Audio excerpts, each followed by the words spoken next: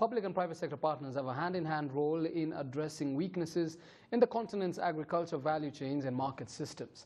Here's more with William Asiko, who's the Executive Director at AGRO-Africa.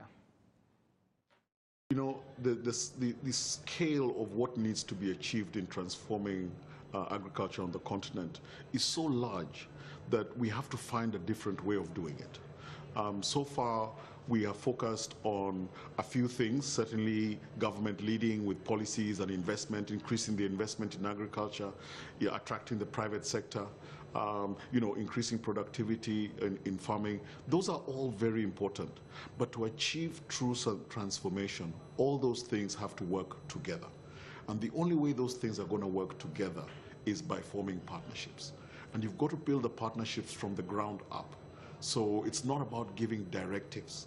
A head of state gives a directive to say you must form this partnership with this particular partner.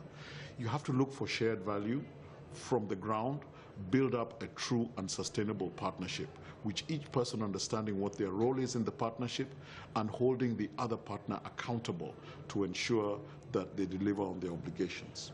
Agricultural yield and productivity has been a debate across Africa.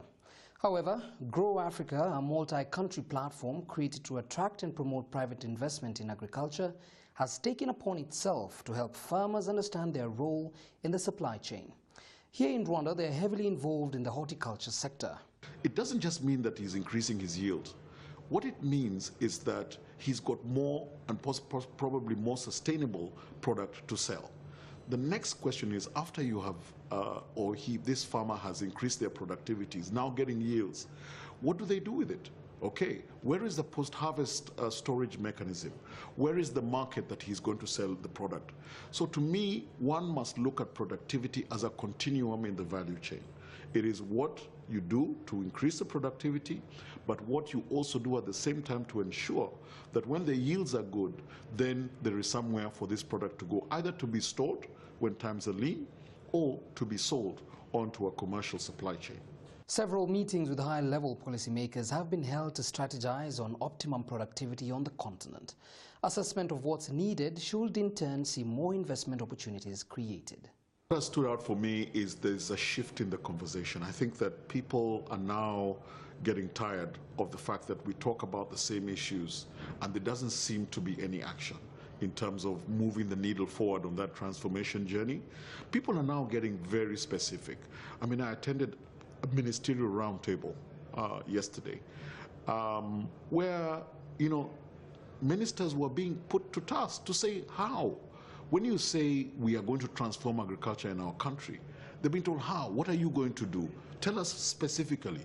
When you say we are going to attract the private sector, what do you mean? Which private sector? Who are you talking about? So people are getting very granular about what they want to hear, not just from policymakers, but from the private sector and from people like me who work in the middle of trying to bring the private sector and public sectors together. Agricultural investments are strenuous and time-consuming. Grow Africa introduced the country agribusiness partnership framework to help governments engage the private sector in closing sustainable agricultural deals. Grow Africa is now in a phase where we are also trying to get granular. I have to take you back in order to tell you about where we are going.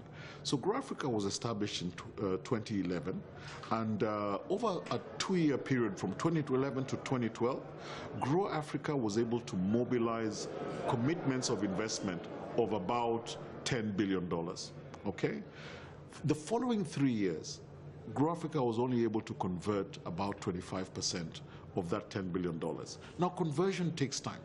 Conversion from pledge to commitment and from commitment to commercial activity takes time, okay? But people are running out of patience. People are saying, we want to see action. So what we've done is we've said, what are the learnings? What have been some of the challenges that have made us get to that level where we only converted 25%? We've learned from them, and we've helped to establish a framework called a Country Agribusiness Partnership Framework, or CAPF for short. CAPF is a simple framework which is replicable in different countries depending on their state of play in their capability and capacity. And essentially it allows government and private sector to start building business deals from the ground up until it reaches the cabinet level for approval. This makes it sustainable, it makes it mutually accountable between government and private sector, and this is what GrowAfrica is going to be focusing on in the next 12 months, is rolling out this CAPEF in a number of countries that we're now trying to determine who is ready to implement.